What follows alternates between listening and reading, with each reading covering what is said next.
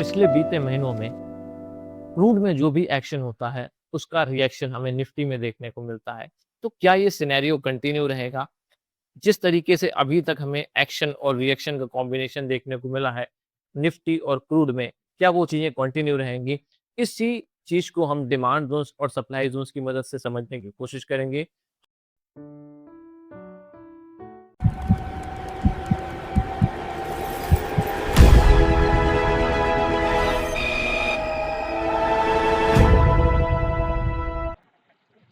तो आज हम जो निफ्टी को एनालाइज़ करेंगे, वो क्रूड के रेफरेंस में एनालाइज़ करने की कोशिश करेंगे।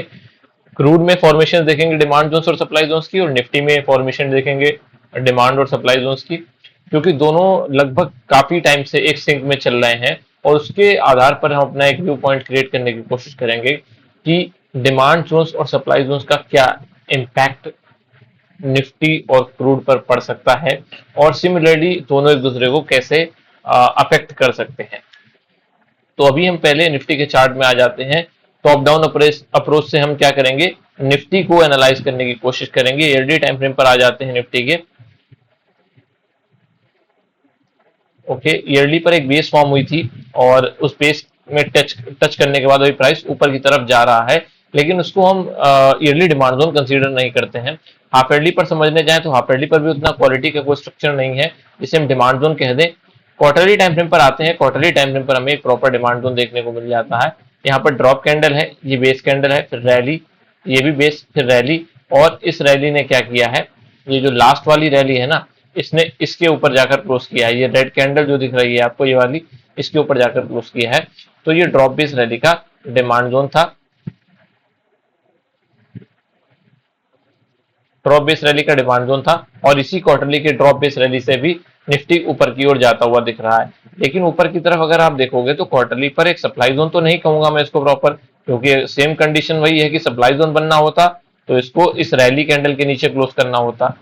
इस वाली रैली कैंडल के, ये वाली जो रैली कैंडल है, इसके इस पॉइंट के नीचे क्लोज करना होता। देखो ध्यान से देखो, इस पॉइंट के नीचे ये जो लो लो लगाया था कैंडल ने, 21,743 रुपए 65 पैसे का जो लो लगाया था, वो इस रेड कैंडल ने उसको नीचे क्लोज नहीं कर पाया। तो ये प्रॉपर सप्लाई जोन नहीं है, लेकिन एक क्वालिटी का स्ट्रक्चर जरूर है, क्योंकि बहुत ही अच्छा फॉर्मेशन बना के निफ्टी में एक बड़ा फॉल आया था। ये देखिए, अब मंथली टाइम फ्रेम पर स्विच कर जाते हैं, तो यहाँ पर ड्रॉप कैंडल, फिर base candle and drop candle, मतलब मंथली पर भी सप्लाई जोन है।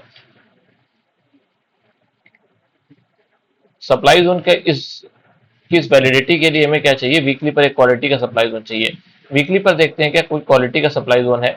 तो हॉरिजॉन्टल रे का मैं यूज कर रहा हूं, और यहाँ पर एक रैली कैंडल, ये दोनों बेस कैंडल, फिर ड्रॉप, फिर ये ड्रॉप, और ये भी ड्रॉप। देखने में देखो ये बेस कैंडल है, और ये बेस कैंडल अपनी वैलिडिटी को प्रूव भी कर रही है कि वो बेस कैंडल है, क्योंकि यहाँ पर इसको ड्रॉप बेस और ड्रॉप का सप्लाई जोन कह सकते हैं कि ये ड्रॉप कैंडल है, ये बेस कैंडल है, ड्रॉप कैंडल है, क्योंकि बेस की तरह बनी है। कॉन्सेप्ट क्या कहता है कि यहाँ पर एक फाइट होनी चाहिए बायर्स और सेलर्स में। तो ये बेस कैंडल वो शो कर रही है कि बायर्स और सेलर्स में फाइट हुई थी। उसके बाद प्राइस यहाँ से देखो काफी लंबे टाइम से इसी सप्लाई जोन की वजह से, जो ड्रॉप बेस ड्रॉप का सप्लाई जोन है, इसकी वजह से साइडवेज हो रखी है। ठीक है, इतनी बात समझ आ गई। लेकिन जब हम इसको रैली टू बेस कैंडल, और इसको ड्रॉप, और इसको फॉलो थ्रू, और इसको फॉलो थ्रू, तो उस कंडीशन में ये ड्रॉप कैंडल हो जाएगी। ठीक है, कुछ भी ट्रिकी नहीं है। ये रैली बेस ड्रॉप का एक क्वालिटी का सप्लाई जोन है, जो कि वीकली टाइम फ्रेम पर है। वीकली सप्लाई जोन में इसको लिख देता हूं, और ये weekly supply zone quarterly time frame के अंदर है, तो ये स्ट्रॉन्ग सप्लाई जोन है। अभी क्या दिख रहा है, हमें डेली टाइम फ्रेम पर आ जाते हैं, तो देखो यहाँ पर एक ब्रेकआउट ट्रैप सिचुएशन क्रिएट की जा सकती है, may be, I am not sure, लेकिन अभी मुझे जो फॉर्मेशन देखने से लग रहा है वो ऐसा ही लग रहा है।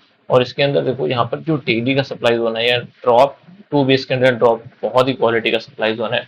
ये ड्रॉप बेस ड्रॉप का सप्लाई जोन हो सकता है निफ्टी इस सप्लाई जोन के अंदर जाए, तो वहां पर सेलर्स एक्टिव हो जाएं, और अपने सेलिंग ऑर्डर्स को ट्रिगर करें बाइंग ऑर्डर्स की मदद से, और यहाँ पर एक पैटर्न में भी फॉर्म करें, वो यहाँ पर cup and handle pattern form करें, जहाँ पर जो रिटेलर्स हैं वो इनवाइट होंगे सप्लाई जोन के आसपास, तो उन्हें लिक्विडिटी मिलेगी।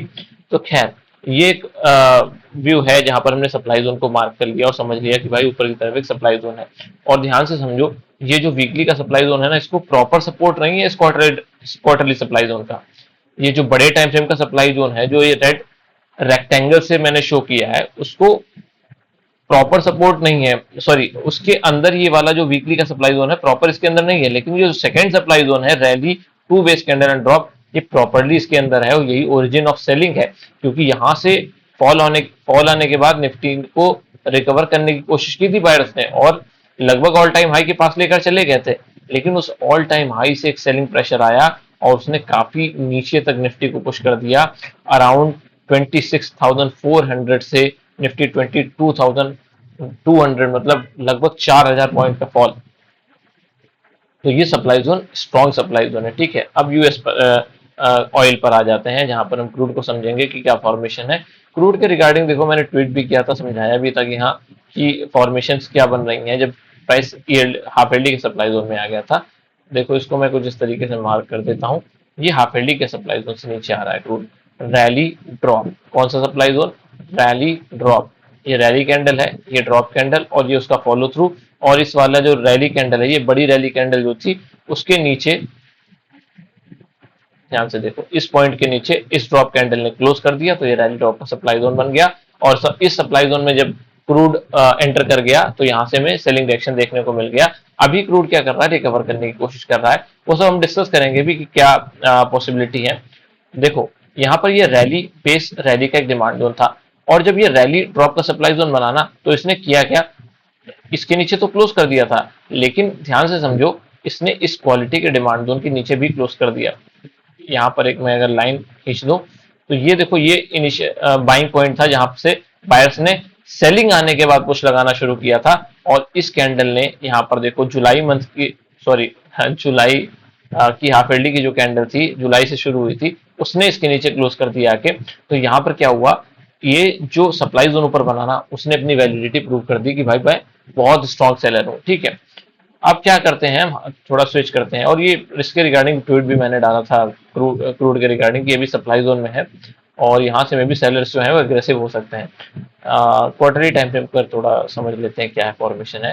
क्वार्टरली टाइम फ्रेम पर देखो, यहाँ पर प्योर डिस्ट्रीब्यूशन ऑफ सेलिंग था, ऐसी बिग ग्रीन कैंडल बननी थी और सब कुछ खत्म होना था, वो बिल्कुल तय होता है। जो लोग डिमांड सप्लाई का हमारा एनालिसिस फॉलो करते हैं उन्हें पता है कि ये डिस्ट्रीब्यूशन ऑफ सेलिंग है, डिस्ट्रीब्यूशन ऑफ सेलिंग ऐसे ही टूट जाता है। और फिर रैली बेस ड्रॉप के सप्लाई जोन के अंदर जो स्ट्रक्चर बनाया था, यहाँ पर एंटर करती है मार्केट और यहाँ से नीचे आ जाती है। मंथली पर आ जाते हैं, हाफ एलडी के लिए देखो मंथली पर हमें एग्जीक्यूशन चाहिए। मंथली पर क्या एग्जीक्यूशन था? तो देखो मंथली पर ये रैली एंड ड्रॉप का एग्जीक्यूशन था। ये रैली कैंडल, ये ड्रॉप कैंडल, फिर ये ड्रॉप, फिर ये ड्रॉप, मतलब इसके नीचे लाकर क्लोज कर दिया 3 अटेम्प्ट के अंदर। तो ये प्रॉपर रैली ड्रॉप का सप्लाई जोन बन गया। कौन से सप्लाई जोन की बात कर रहा हूं मैं? Rally drop. Price supply zone में आता है, हाफ एलडी के अंदर मंथली का एग्जीक्यूशन, बढ़िया सेलिंग देखने को मिलती है। लेकिन द मोमेंट प्राइस ने यहाँ पर एक मंथली का डिमांड जोन छोड़कर गई थी, ये वाला डिमांड जोन, ये demand zone rally base rally का डिमांड जोन, बहुत स्ट्रॉन्ग डिमांड जोन। क्योंकि यहाँ पर अब इम्बैलेंस देखो, इम्बैलेंस बहुत ही गजब का इम्बैलेंस था। और जैसे प्राइस में फॉल आने के बाद क्रूड इस सप्लाई जोन में आ जाता है और यहाँ से हमें ऊपर की तरफ बाइंग देखने को मिलती है। अब थोड़ा सिंक्रोनाइजेशन समझते हैं। अब मैं मंथली के चार्ट पे निफ्टी में आ जाता हूं और क्रूड का यहाँ पर देखो, क्रूड सप्लाई जोन में एंटर कब किया? मार्च 2026 में किया जाके। ठीक है, और मार्च 2026 में देखो निफ्टी कहाँ एंटर की? अपने क्वार्टरली के डिमांड जोन में। ध्यान से समझो, ये ड्रॉप बेस रैली का डिमांड जोन जो हमने मार्क किया है, ये ड्रॉप कैंडल है, ये बेस कैंडल है, ये रैली कैंडल है। फिर ये बेस बनाया, फिर ये रैली बनाई, मतलब ये डिमांड जोन बना दिया। 3 अटेम्प्ट के अंदर इसके ऊपर क्लोज कर दिया, 3 अटेम्प्ट थ्योरी पास की उसने और यहाँ पर एक डिमांड जोन बना दिया जिसको हमने मार्क किया था। अब मैं क्या कह रहा हूं कि निफ्टी एंटर कब करती है इस डिमांड जोन के अंदर? मार्च 2026 में। क्रूड कब एंटर करता है अपने सप्लाई जोन? मार्च 2026 में। द मोमेंट क्रूड अपने मंथली के सप्लाई जोन के अंदर एंटर कर जाता है, ऑल्दो जिसको हाफ एलडी का भी सपोर्ट है, इस वाले जो बड़ा वाला रेक्टेंगल है इसको हाफ एलडी का सप्लाई जोन बोलेंगे। ठीक है, उसके अंदर मंथली का supply zone, overlapping supply zone present है। तो उसके अंदर जब क्रूड एंटर कर जाता है तो हमें वहां से एक बहुत अच्छा फॉल देखने को मिल जाता है। सिमिलरली यहां से निफ्टी में हमें बाइंग डायरेक्शन देखने को मिल जाता है। ठीक है, अब क्या हो रहा है, क्रूड क्या कर रहा है, यहाँ से रिवर्स कर रहा है, जो कि मंथली का डिमांड जोन है। यहाँ से मार्च, फिर अप्रैल, फिर मई, और फिर जून में क्या सॉरी जुलाई में क्या होता है कि क्रूड अपने मंथली के डिमांड जोन के अंदर एंटर कर जाता है। और यहां पर देखो, ये अभी अपने मंथली सप्लाई जोन के अंदर एंटर नहीं किया है, यह जो क्वालिटी का सप्लाई जोन बना था उसके अंदर एंटर नहीं किया है। मतलब अगर मैं एक्सपेक्ट करूं कि निफ्टी यहां से ग्रेजुअली या साइडवेज होते हुए सप्लाई जोन में एंटर कर जाती है, तो फिर क्या क्रूड के साथ क्या होगा? अगर क्रूड कंटिन्यू बढ़ता रहता है और अपने सप्लाई जोन में, देखो इसमें यहाँ पर एक चीज मैं समझाना चाहूंगा कि क्या पॉसिबिलिटी है। यहाँ पर ड्रॉप है, ये दो, एक बेस कैंडल है और ये ड्रॉप कैंडल है। और ये सप्लाई जोन क्वालिटी का सप्लाई जोन क्यों है? क्योंकि देखो सेलिंग कहां से आ रही है, हाफ एयरली टाइम फ्रेम से सेलिंग आ रही है। ध्यान से समझने की कोशिश करो, हाफ एयरली टाइम फ्रेम से, मतलब बहुत बड़ा टाइम फ्रेम है जहां से सेलिंग आ रही है।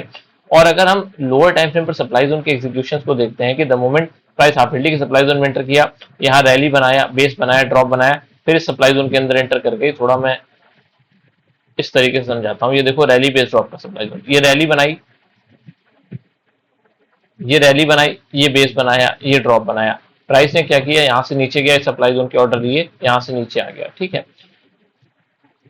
फिर जब यहां से नीचे आ रहा था तो ये रैली बनाई, ये बेस बनाया, ये ड्रॉप बनाया, अगेन यहां से एक सप्लाई जोन बनाया, प्राइस इस सप्लाई जोन में एंटर किया, यहां से नीचे आ गया, ठीक है। फिर यहाँ ड्रॉप बनाया, ध्यान से समझते चलना। फिर यहाँ ड्रॉप बनाया, ये दोनों बेस बनाई, फिर ये ड्रॉप कैंडल, ये भी ड्रॉप कैंडल,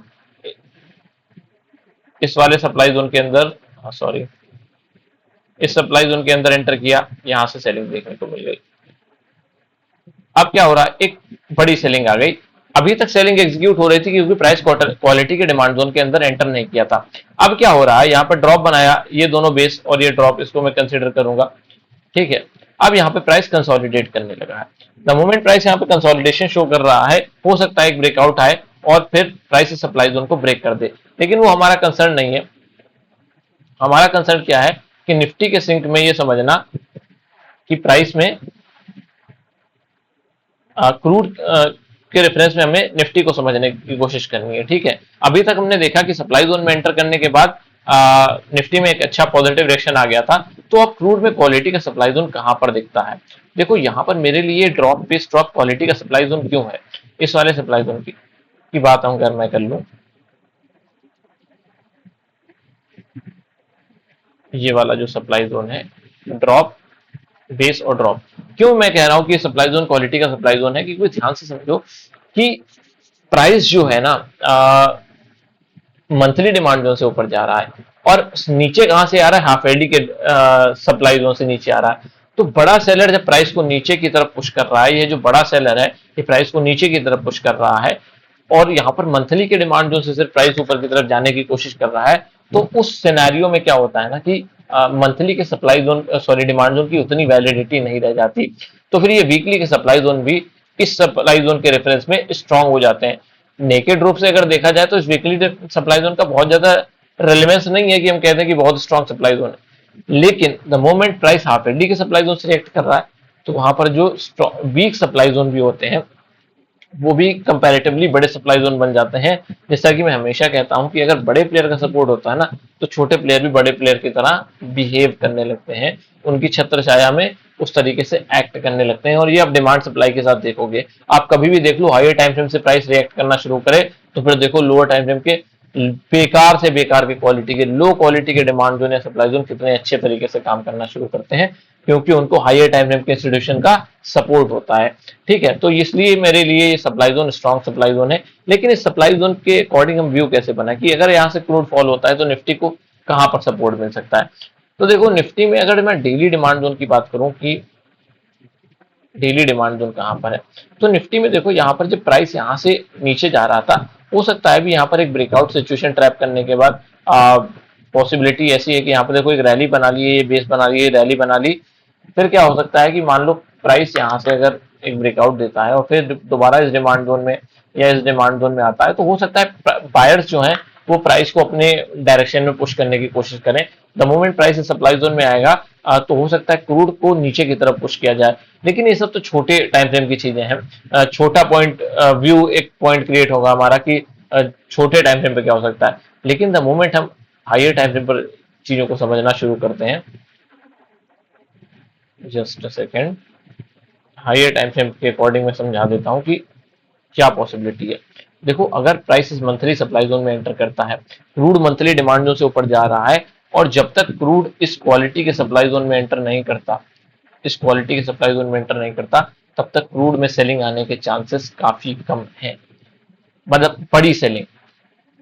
ऐसा नहीं कि मैं ये अभी आप बोलोगे कि ये वीकली सप्लाई जोन स्ट्रॉन्ग बताता है, आई एग्री कि ये वीकली सप्लाई जोन स्ट्रॉन्ग है, लेकिन आप देखो जो क्रूड है ना, फॉर्मेशन आप देखो डिमांड जोन बनाते हुए आ रहा है, drop to base candle rally, ये सप्लाई जोन जो है हो सकता है काम तो करे, लेकिन इस सप्लाई जोन का काम ये हो कि प्राइस को डिमांड जोन की तरफ पुश करना। जैसा कि मैं हमेशा कहता हूं कि इंटेंट बहुत जरूरी है किसी भी डिमांड या सप्लाई जोन का बनने का, उसका इंटेंट समझना बहुत जरूरी है, मतलब बायर का इंटेंट समझना जरूरी है, सेलर का इंटेंट समझना जरूरी है। मेरे लिए जो सप्लाई जोन खड़ा है, इसका इंटेंट ये हो सकता है कि भाई प्राइस जब आपके सप्लाई जोन में आ जाए ना, तो उसको यहां से पुश दे के मेरे डिमांड जोन में ले आओ, फिर मैं अपने ऑर्डर एग्जीक्यूट करूंगा और उसको ऊपर लेकर चला जाऊंगा, क्योंकि सेलिंग जहां आएगी वहीं बाइंग हो सकती है। ठीक है, इतनी बात समझ आ गई। लेकिन जो ये ऊपर मंथली का स्ट्रक्चर फॉर्म किया है, उसके अंदर प्रॉपर सप्लाई जोन,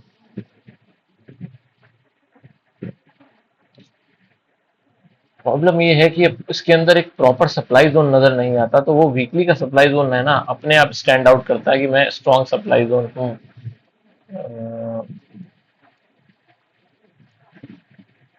एनीवे, बात इतनी सी है कि मंथली सप्लाई जोन स्ट्रॉन्ग है, क्योंकि back to back to imbalance देखने को मिले हमें मंथली टाइम फ्रेम पर, तो ये सप्लाई जोन तो स्ट्रॉन्ग है कि रैली भी बहुत स्ट्रॉन्ग थी, उसको ट्रैप भी किया है, सेलिंग बहुत अच्छी आई है, तो ये सप्लाई जोन कंपेरेटिवली स्ट्रॉन्ग है।